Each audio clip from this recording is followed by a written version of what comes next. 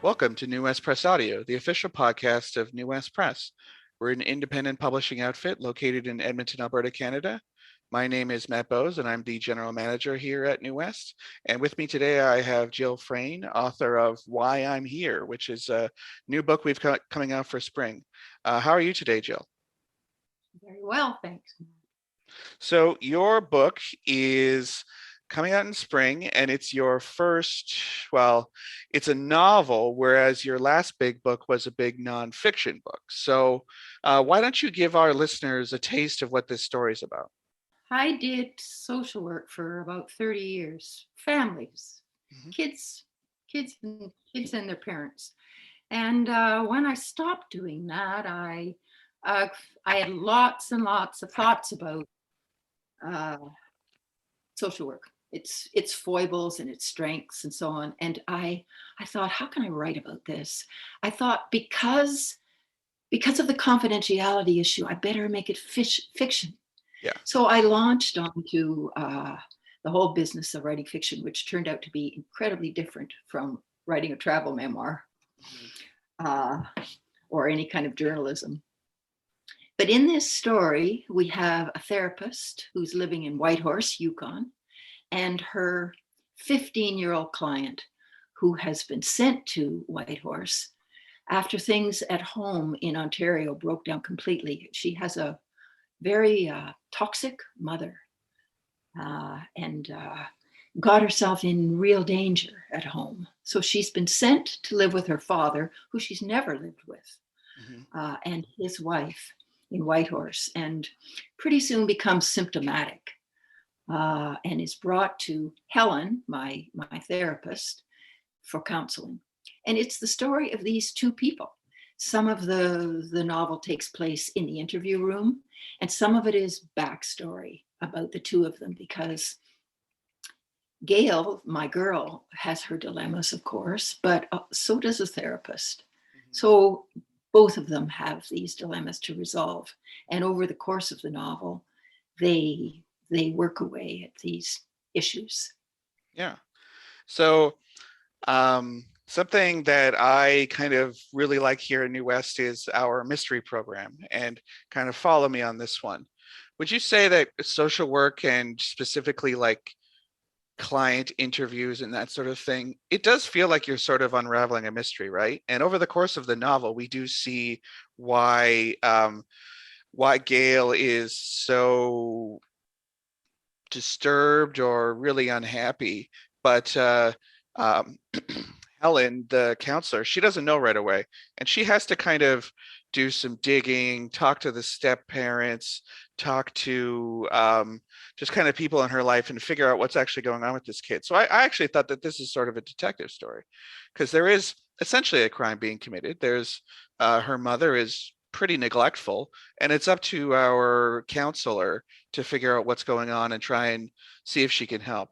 But what do you think about that? Is that Well, fair enough. And I think an added dimension is that the therapist has to figure out how to reach this girl, which Mhm. really is an issue, especially working with adolescents. Um, uh, Gail is pretty close. She hasn't Mhm. had good experience with adults. She's not. She doesn't have that in her story. So she's very guarded with Helen. So another element of the mystery is Helen ever going to get at what matters about Yeah. this girl? Yeah, it's almost like you see the interrogation room in police procedurals, and they have to figure out, okay, what does this person know? Whereas in your book and with counseling, it's, you know, this person might not actually know what the issue is. She needs to reason through it herself, or at least give me clues where I could try and figure out, well, why is she like this? Yeah. And what is the learning style Hmm. of this person in front of her? How does she modify her language so that she reaches this girl? Yeah. There'll be a way to do it, but what is that? What are going to be the words that touch this girl and help her? Um, Not, I don't want to say open up. Because that sounds a bit aggressive, but Hmm. help her feel safe in the room Yeah. to talk about whatever she needs to talk about.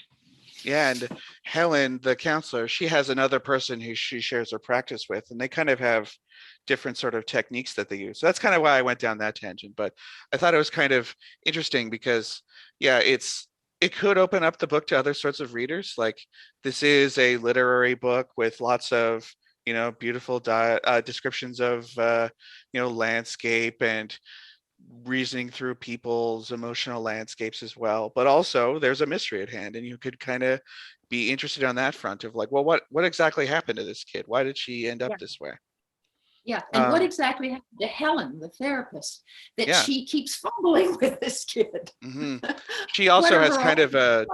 a very sad backstory too. So you're kind of seeing the duality here of like, well, maybe this is why she got into social work, is she wants to try and fix people like herself. So yeah. But going back to the nonfiction that you've done earlier, and talking about landscape, because your earlier book was about living up north, did you find it difficult to kind of measure your depictions of, northern landscapes, et cetera, when writing in the fiction zone as opposed to the nonfiction zone, or was it easy for you? Easy, I have to Easy? say. Oh, Yeah, the response to landscape is a big thing for me. It's mm, partly why I live here in this extremely off-grid um, cabin. mhm, The landscape writing came easily to me, both in that solo journey that I did 20 years ago and wrote about, and also in the fiction. It was a relief. It was a relief to just put my characters in landscape and mm, start talking. Much harder was to get a hold of the rules of narrative. mm, I hadn't had any training in fiction writing. It took me a long time to grope my way into how on earth do you let characters speak for themselves? All of that sort of thing that fiction writers have to learn came much slower to me mm. than writing a landscape. That was pure pleasure. So was there any sort of text that you used to learn how to develop character and stuff, or did you just kind of work your way up to it? Was there any books that you read that helped you?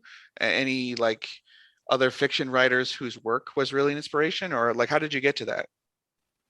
I, I think that I have to say the residency at Banff Center Mm, for the Arts was key for me.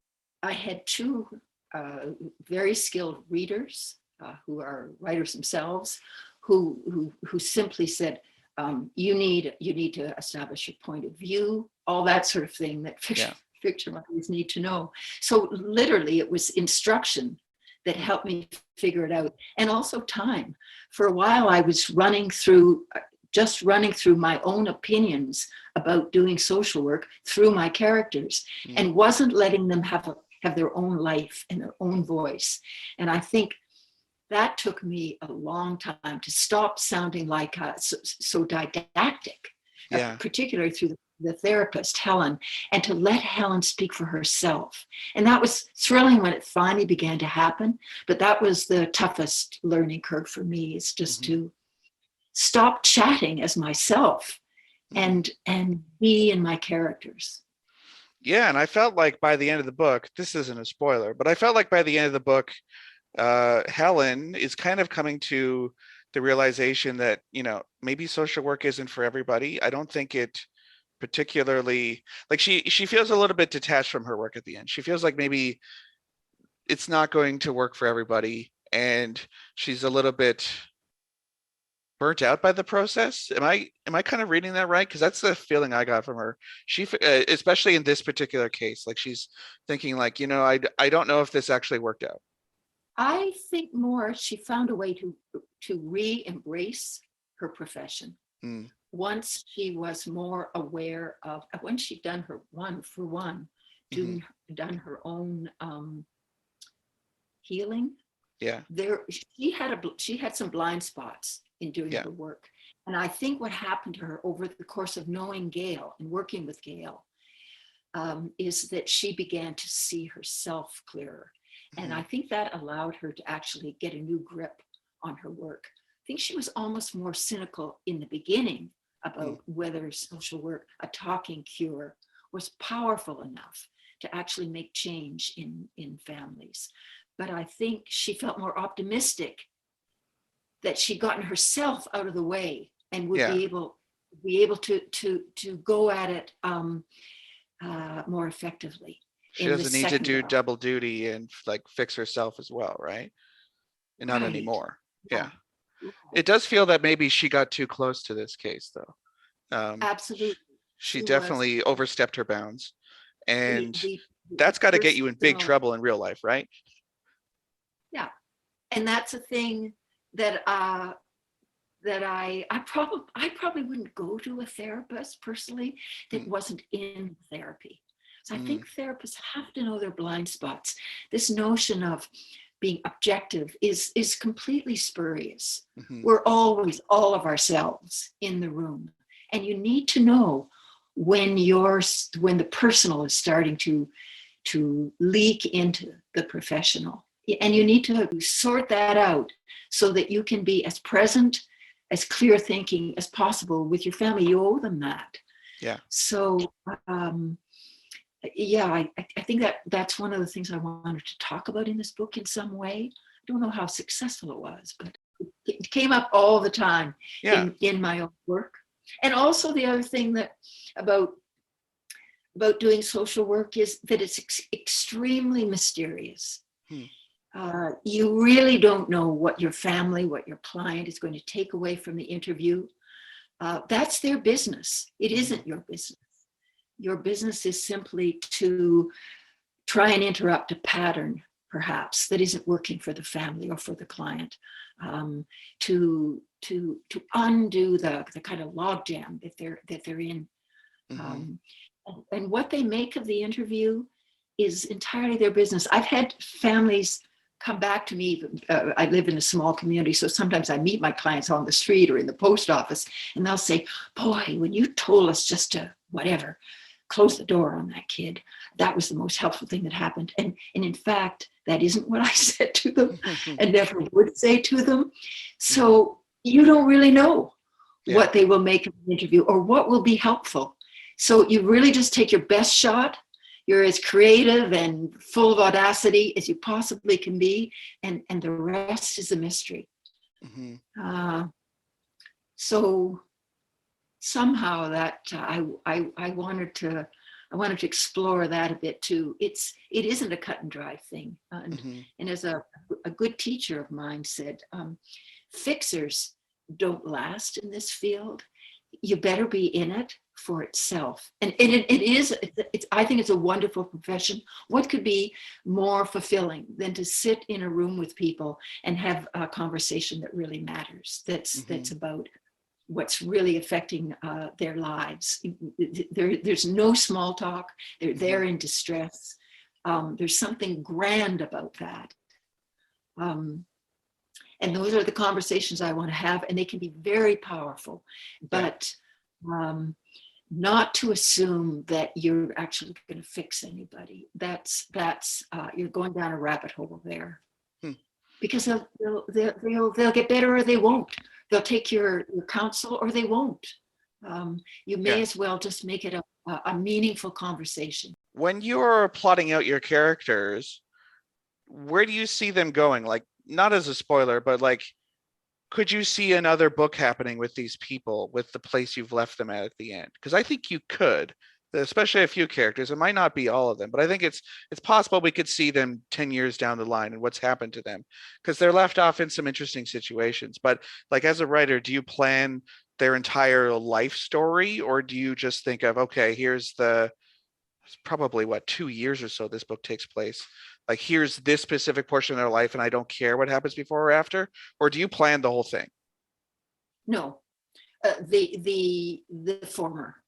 Hmm. I I think the speaking of log jams, I think the log jam that Gail was in was how does she get back to her her family where she has a chance for a future? She Hmm. couldn't see any future for herself in Whitehorse. So how does she get back? And what does she do about the looming presence of her mother?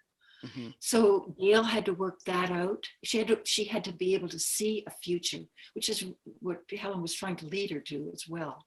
Hmm. And that was the thing for Gail to sort out. And I think by the end of the book, she could see a future for herself.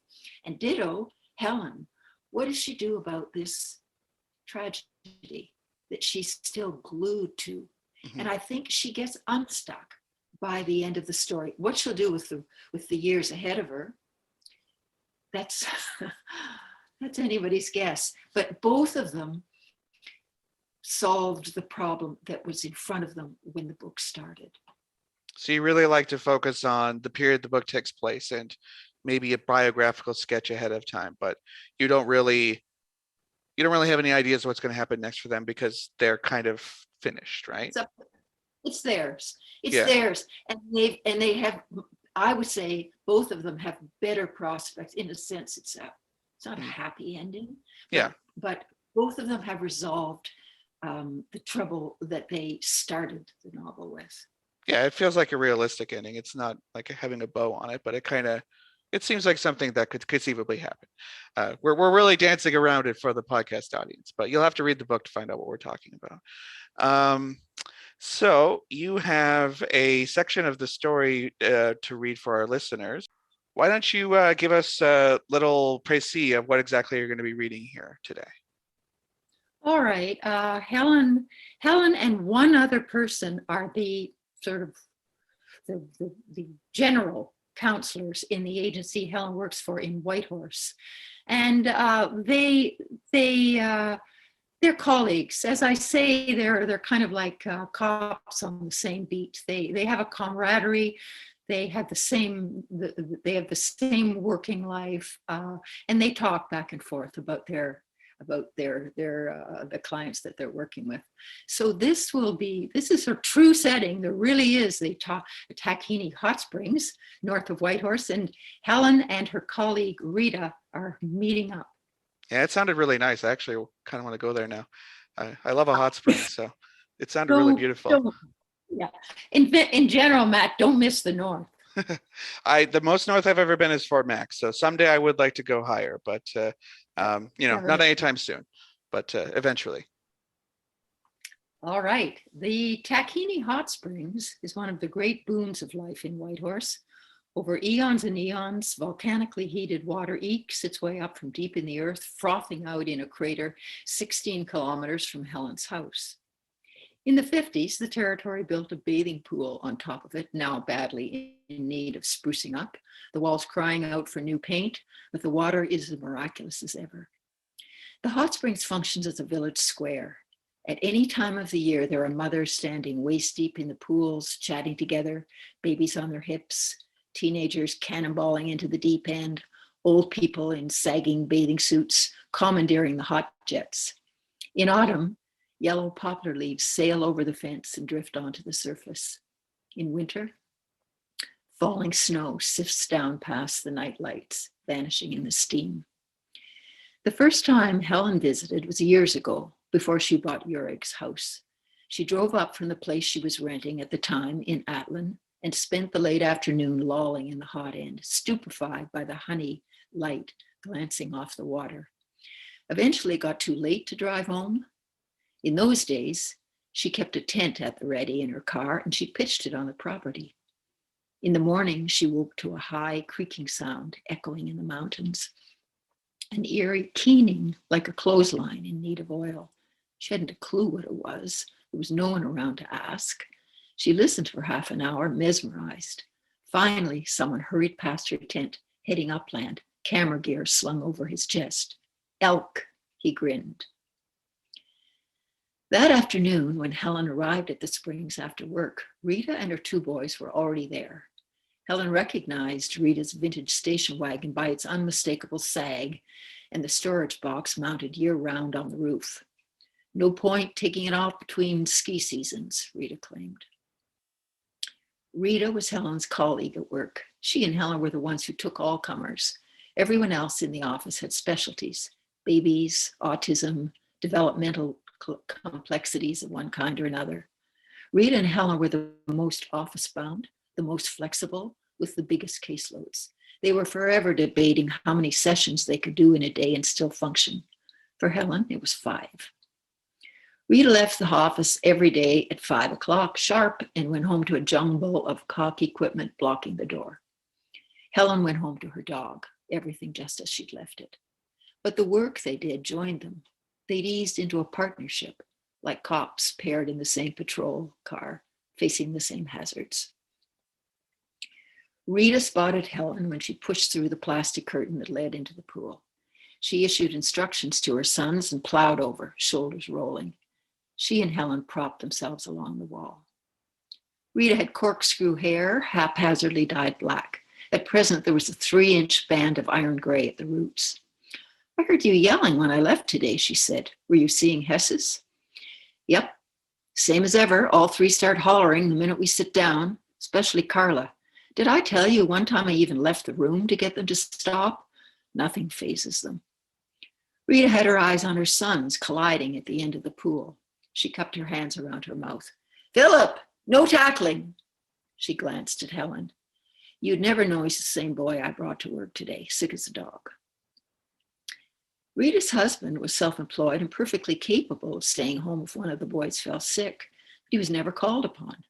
Rita's boys were the sun and the moon. She doted on them with a keenness that baffled Helen.